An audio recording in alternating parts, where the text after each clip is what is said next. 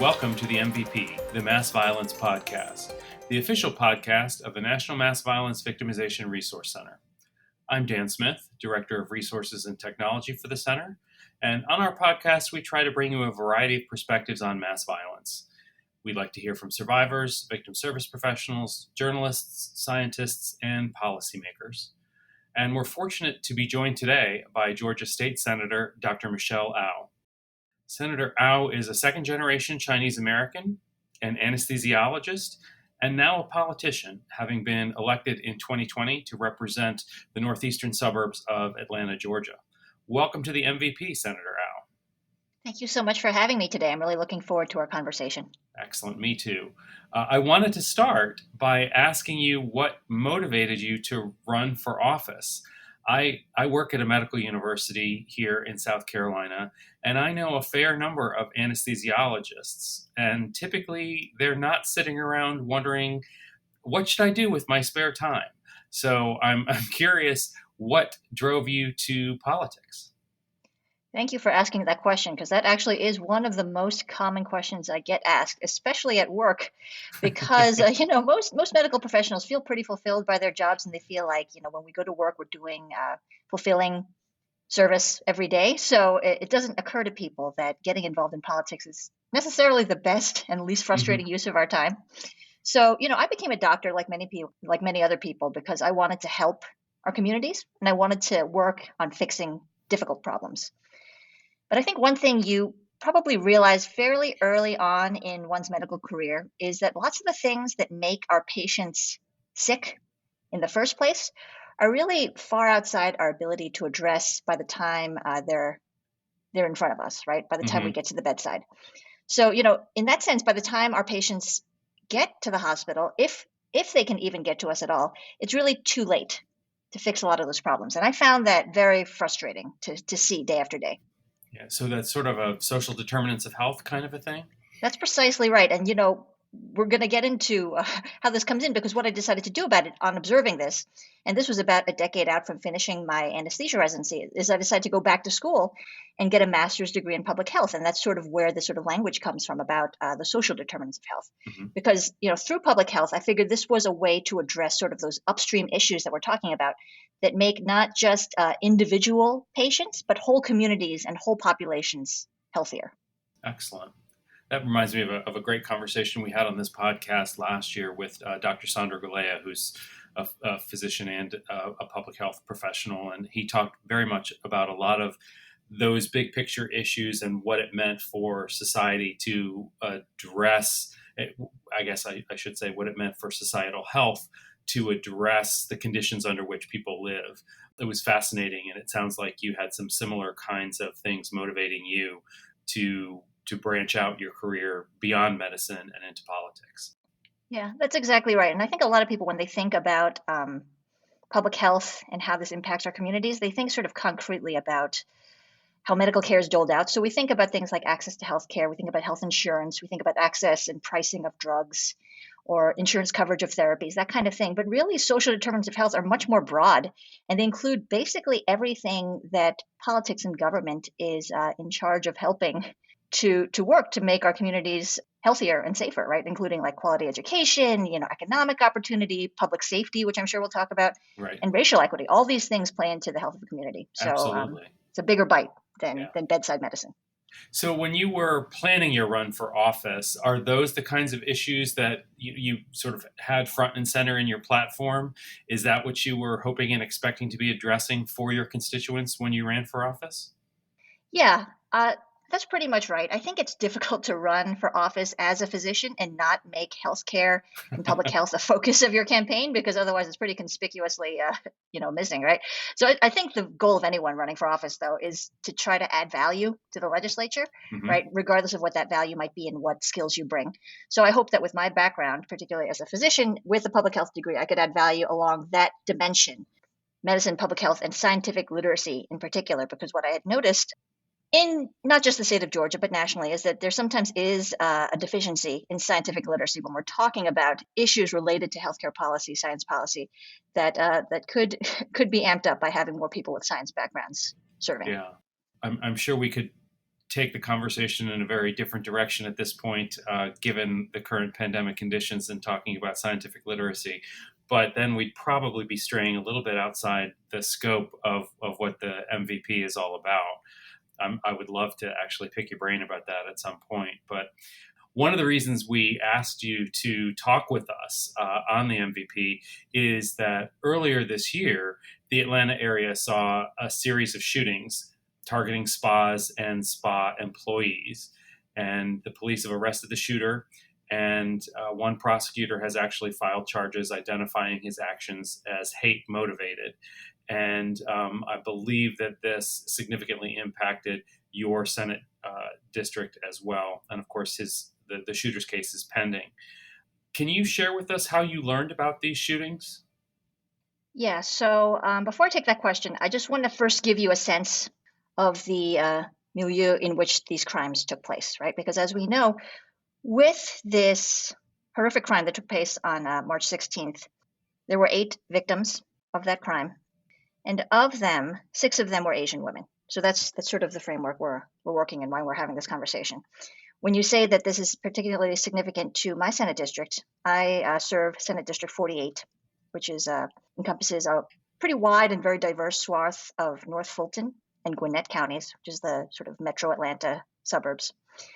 And the unusual thing about my district is it actually has the highest percentage of Asian American residents in the whole state of Georgia. I believe in the last census, it was, I want to say about 25% AAPI, which is extremely high. And I just say this as someone who grew up in Manhattan, in New York City, which we obviously think of as an incredibly diverse area. I believe Manhattan's really only about 10% or so AAPI. So you see how saturated this area is, and these are the people that I represent. Gotcha. So the milieu is, for more than a year leading up to this crime, we've been hearing about escalating incidents of hate and violence directed against the Asian American community in this country. So while discrimination and racism towards Asian Americans is really nothing new in this country, it's tended to be invisible in a way that leads people to overlook it. And this spike in AAPI hate that we'd seen recently, particularly in 2020 and 2021, was catalyzed more recently by the COVID-19 pandemic. I mean, it always comes back to COVID, it feels like.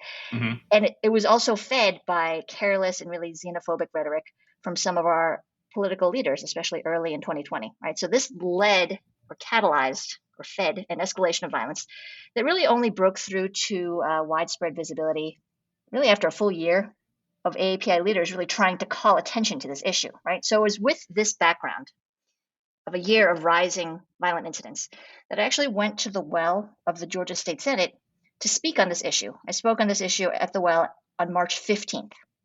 And the reason I did this is because I didn't want state leaders in Georgia to feel like we were immune to this problem.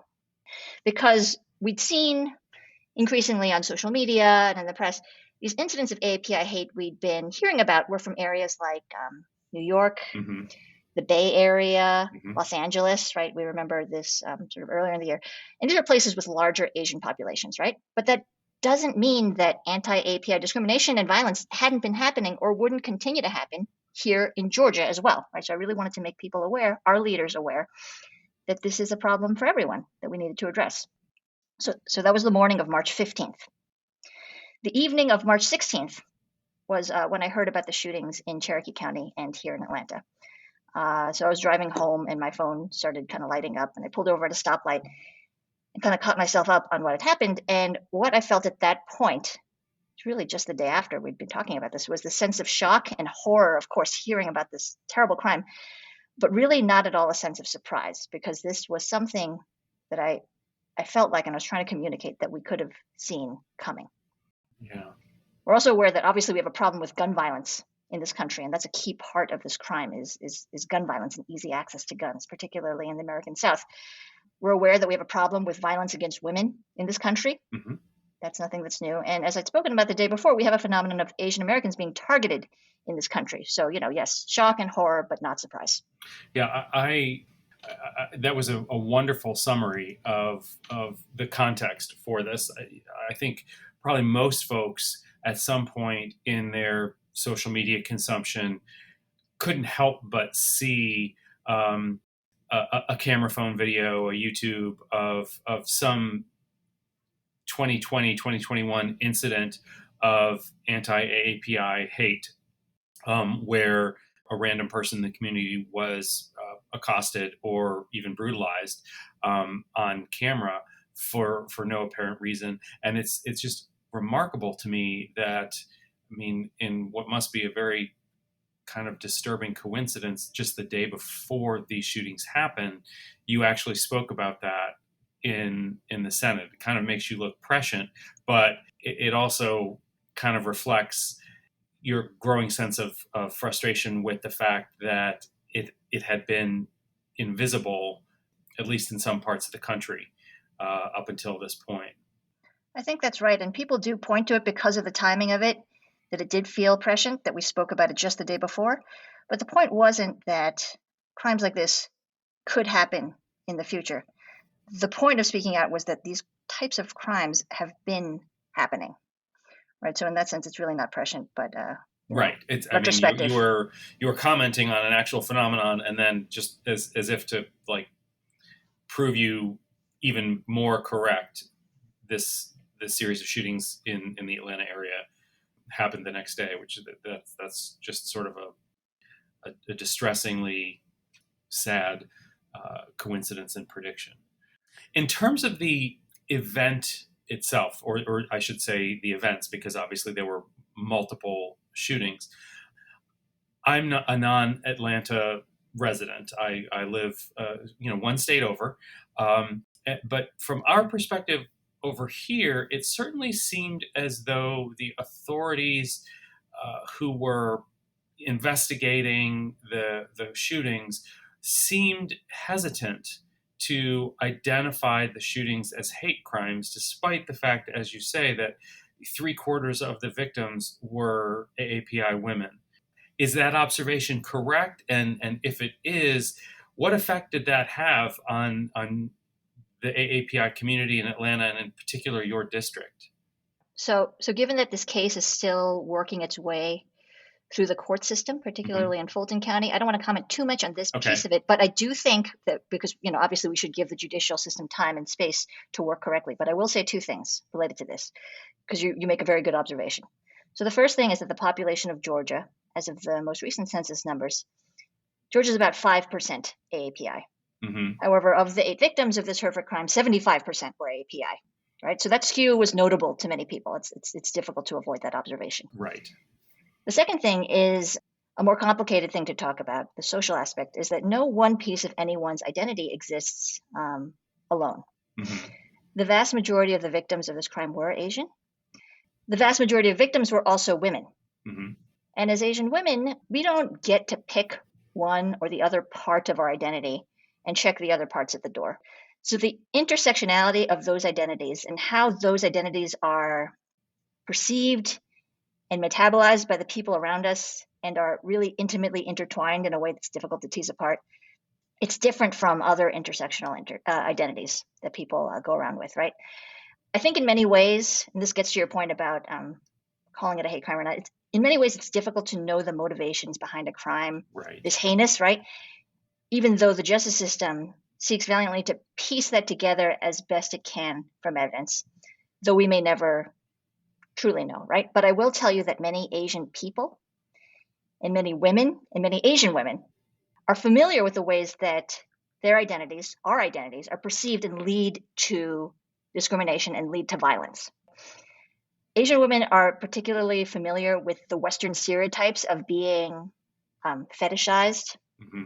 hypersexualized, seen as ornaments, seen as meek or passive or submissive. This is something that we've unfortunately been made to see simply by living in this society. We're aware of this tendency in the States that they view us as objects rather than people. Right. And we can see again doing this math that this crime was disproportionately carried out against Asian run businesses and on Asian women. So sometimes these factors aren't causative, right? But they certainly contribute to an environment that makes it easier for such crimes to occur. Similar to the fact that lax firearm laws, for example, they don't cause gun violence, but they create an environment in which it's much easier for that kind of violence to manifest and happen very easily. So regardless of the charges and regardless of the outcome and the labels, I'll say that as members of the AAPI community are aware of our uneasy place in American society at times, the gunman has attributed a hypersexualized punitive motivation to his crimes. This is from his own mouth. So I'll just Okay, leave it at that and we can interpret how that plays out. gotcha.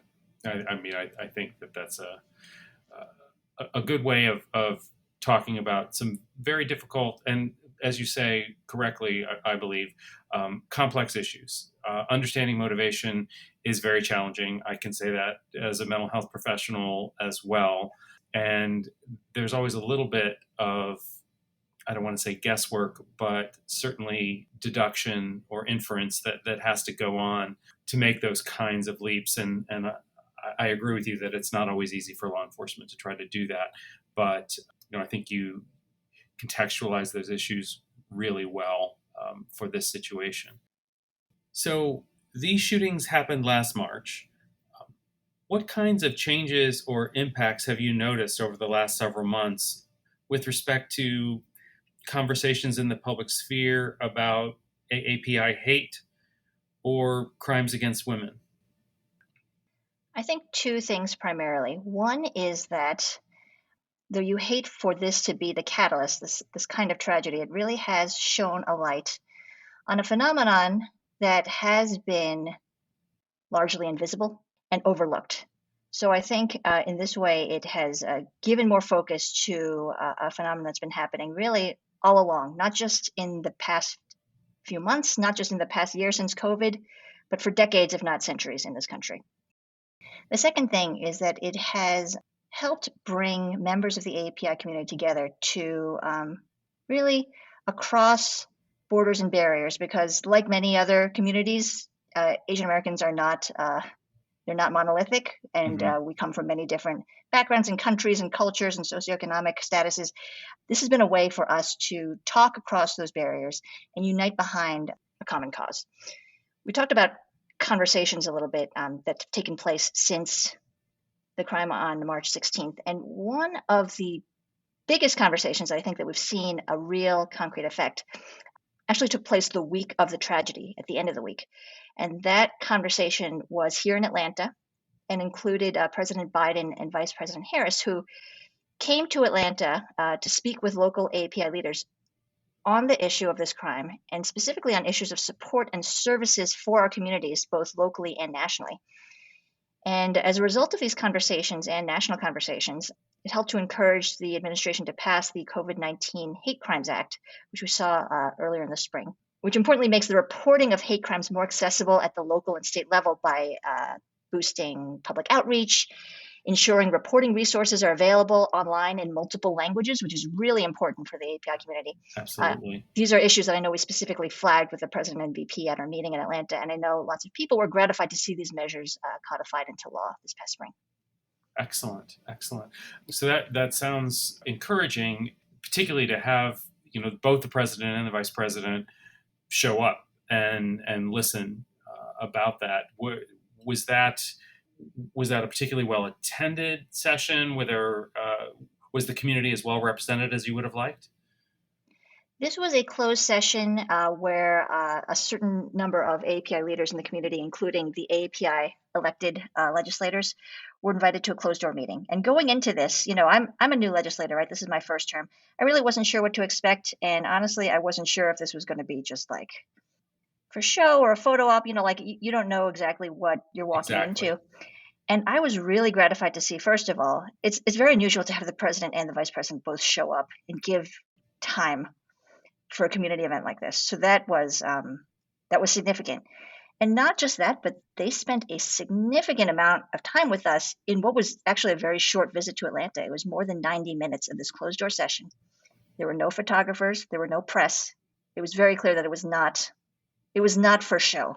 Right. This was really a conversation that they wanted to hear what we had to say. They wanted to hear what our communities had to say. They wanted to hear the stories from our community so that they could help.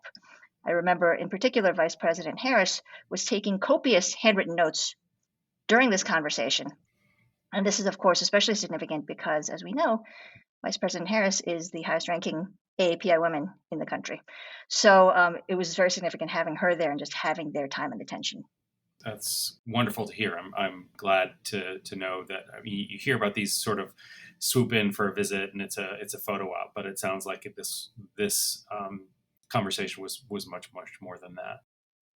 I'm curious if one of the ways that we like to kind of end or leave our conversations with our guests on the MVP is to talk about action, to talk about things that people can do or can find in their communities that might be helpful. So I'm wondering if you're aware of and if you're willing to share with us any resources that might be available for the AAPI community in Atlanta or nationally, or groups you'd recommend that Asian American Pacific Islander communities should consider familiarizing themselves with. Absolutely. And thank you for focusing on these community groups who really deserve all the praise for doing the hard work they're doing. There were a lot of groups that stepped up for the community, not just in the wake of March 16th, but every day before and after that. So I want to make special mention of two.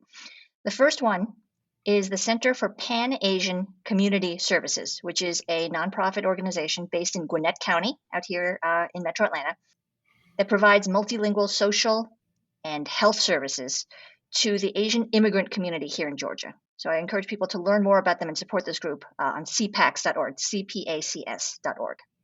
The second group, which is a national group, but they have a branch in Atlanta, is Asian Americans Advancing Justice. People may have heard of this group. Their mission is advancing the civil and human rights of Asian Americans through advancement of education, litigation, and public policy advocacy. They do a wonderful work.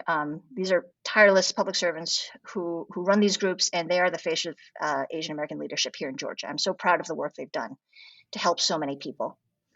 One last piece I will put in terms of action, is we talked about hate crimes and violence, but we really, especially in the South, we cannot leave out this aspect of gun safety as part of this conversation when we talk about mass violence. And there are two pieces of gun safety legislation that I hope to keep moving through the Georgia State Senate as this session reconvenes in January. One is on expanding background checks to cover all private gun sales, which is a very reasonable and very well accepted, very popular gun safety measure that have been adopted in other states and is trying to move through at the federal level.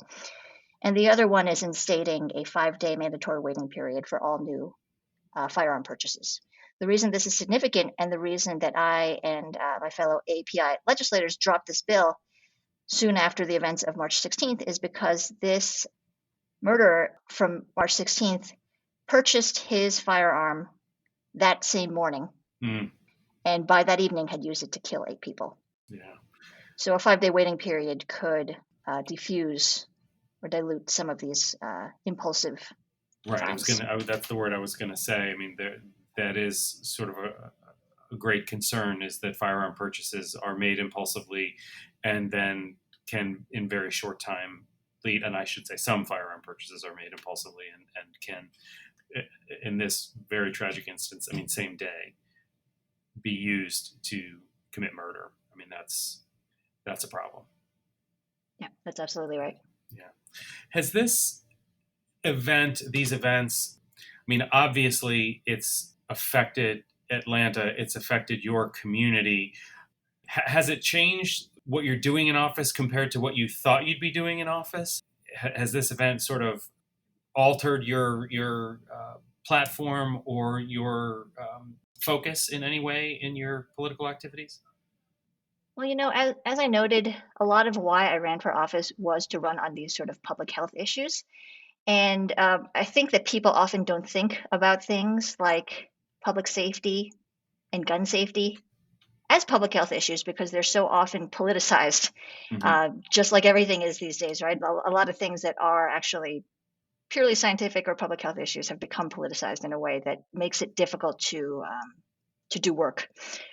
So if anything, I think it's clarified my commitment to present these answers to these problems as public health measures, because I think it allows us to defang the politics of these issues. And I think this is a moment where we are paying attention to it, and there is energy particularly in our community, to work on these issues. So if anything, I think has focused my attention on the same issues rather than derailing or changing direction. Gotcha. I mean, that makes perfect sense. That's a very fine way of putting that. This is very much in the realm of public health and fits wonderfully within the kind of issues you were talking about as we began our conversation. Senator Au, thank you so much for joining us today. I can't tell you how much we appreciate your perspective, your dedication to your constituents, your dedication to marrying public health with politics in the interests of improving the lives of your constituents and Georgians in general. And we really thank you for talking with us today. It's absolutely been my pleasure. Thank you so much for having me. You're welcome. This has been an episode of MVP, the Mass Violence Podcast, and we hope you've enjoyed our conversation with Dr. Michelle Au, State Senator from Georgia. Thanks for listening, everybody.